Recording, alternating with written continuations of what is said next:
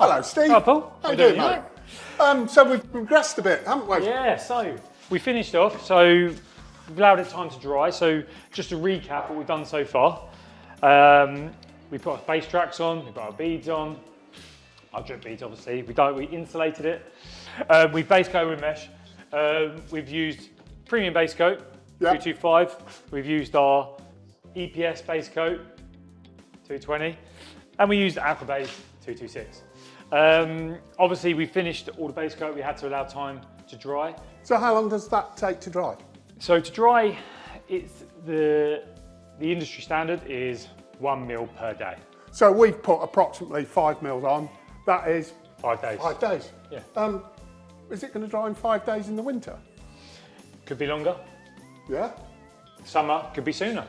So is there a foolproof scientific method to know whether that is dried, ready to take the primer? That is a very good question, Paul. Yeah. Very good question. And there is a process that you can do that gets rid of all doubt. And what that is? A moisture reader. Moisture reader. And all you do is you want to do a few checks over the wall. If you've got an average moisture reading of below 18%, you're good to go. Excellent. So we're not relying on that guesswork of absolutely 1 mil per day. Absolutely, because if someone put on a 6 mil coat and you told them they have to wait 6 days in the summer to put a coat, they're going to laugh at you. Yeah. With a moisture reader, it's the best way just to take away any guesswork. You can also document it, so any issues down the line, you can document to say that no, we've checked the wall below 18%. Excellent idea. So we've got a base coat on, it's dried. Yep. What's our next process? Next process, we're now going to go through using top coat primer. Do we always need to primer? We always prime our base We coat. always prime? We always prime our base coat. So is there a reason why we have to prime? There is. There's 5 reasons. 5 reasons? Can you tell me what they are? I'll tell you what I'll do. If you can guess all 5, I'll prime the wall. My first guess is colour consistency. Our primers are tinted to the same colour as our top coat. So it gives you that consistent colour throughout. When would you more than likely need to tint your top coat primer? Especially on your darker colours or your pastel colours and that sort of thing. But it doesn't really matter. You should be priming your primer to the same colour as your top coat. Tinting your primer to the same colour. Yep. So if that area dried quicker than that area down there, there is a danger that you have inconsistent colour. So by using a primer, you get that colour consistency. And that's where you kind of see a bit, it looks like shadowing. It looks like you've got shadow spots over the wall. Yeah, yeah. Effectively, if you're putting a sealer on this wall with this top coat primer, it increases that working time. Which we all know with top coat in the summer. You need. Yeah. But you're thinking, well, in winter time, I want it dry quicker. I won't put the primer on, but it's so important that that primer goes on. Absolutely. Another reason, all cementitious products are dusty. Yeah. If you rub your hand on a concrete floor, you pick up dust. Yeah. And it's the same. Yeah. There we go. There. Yeah. So we need to seal that dust in.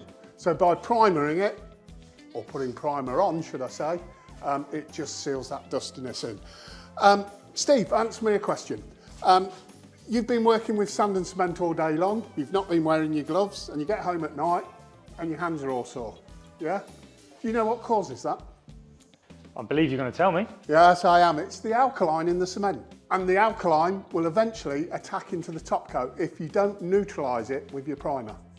So does it happen quite quickly?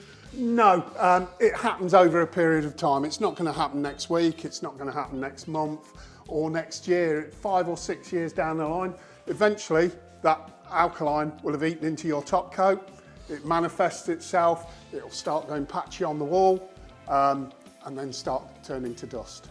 So from those 5 reasons you've said, tells you 225s in priming doesn't matter the colour. Doesn't matter the colour. Perfect. Recap on the 5 answers. So right though, so your first one, colour consistency. Perfect. Second one, balances absorption. Lovely. Third one, increases that working time, particularly important in summer. Absolutely. Removes the dustiness. All cementitious products are dusty, it just takes that dustiness off.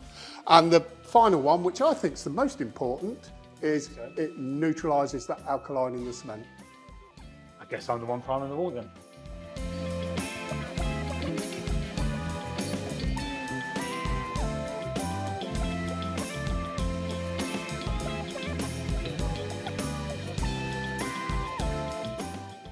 Oh, Paul, welcome back. Hi mate, yeah, excellent job. That seems to be well covered, except all the edges need doing in. So the primer needs to be 100% coverage. So it's cutting right in at the soffit lines and doing your window reveals and heads. So this is why you've taped up the edges. That's exactly why I've taped up the edges. So I bought you a selection of brushes. Choose your weapon and cut it in.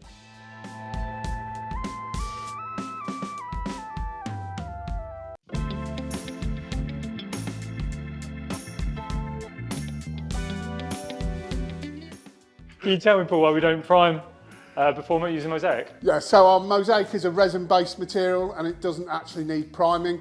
And because it's a really slow setter, we don't want to seal that surface before we put it on. Perfect, and we're going to be doing a bit of mosaic later. Yes, hopefully so.